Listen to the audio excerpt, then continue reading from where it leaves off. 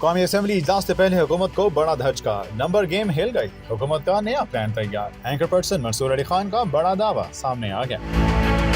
अपने वीलॉग में anchor person Mansoor Ali Khan ने कहा कि सुप्रीम कोर्ट ने मखसूस नशिस्तों के हवाले से इलेक्शन कमीशन ने एक दरख्वास्त जमा करवाई जिसमें अदलिया से वजाहत तलब की गई। सुप्रीम कोर्ट ने वजाहती दरख्वास्त को कंफ्यूजन पैदा करने की कोशिश करार दिया। ये कानून की रुकावट की कोशिश थी। इलेक्शन कमीशन वजाहत के नाम पर अपनी पोजीशन तब्दील नहीं कर सकता। सुप्रीम कोर्ट ने फैसले पर फौरी अमल दरामद करने की हिदायत की है। सुप्रीम कोर्ट के रिमार्क्स लबे लुबाब है कि आपको सारी समझ आ चुकी है, आप बिला वजह मासूम बनने की कोशिश न करें। मंसूर अली खान ने कहा हुकूमत ने तहरीक इंसाफ के 41 में से चंद अफराद को तोड़ने की कोशिश की, लेकिन अभी हुकूमत का दावा है कि इसके नंबर पूरे हैं, लेकिन समझ नहीं आ रहा कि हुकूमत कैसे ये दावा कर रही है। दूसरी जानिब इलेक्शन कमीशन सुप्रीम कोर्ट के फैसले पर अमल दरामद के मूड में नजर नहीं आ रहा। अब एतराज किया जा रहा है कि जब आईनी तरमीम होने जा रही है, ऐसे में सुप्रीम कोर्ट की वजाहत क्यों आई। मंसूर अली खान ने एक और खबर ब्रेक करते हुए कहा कि हुकूमत आर्टिकल 63 में भी तरमीम करने की कोशिश कर रही है। ये सारी एक्सरसाइज और इकदाम के पीछे असल कहानी है कि हमें जस्टिस कादी फाद ईसा थोड़ा और चाहिए। इसके लिए हर ऊट पटांग हरकतें हो रही हैं। बात यहाँ तक पहुंची कि अब सुप्रीम कोर्ट की बात भी नहीं मानी जा रही। 8 रुकनी मेजॉरिटी जजेस की बात पर किसी सूरत अमल दरामद नहीं करना। आईनी तरमीम के लिए हुकूमत के नंबर पूरे होने का दावा समझ से बाहर है। ये किस फॉर्मूले के तहत कर रही हैं, समझ ही नहीं आ रहा।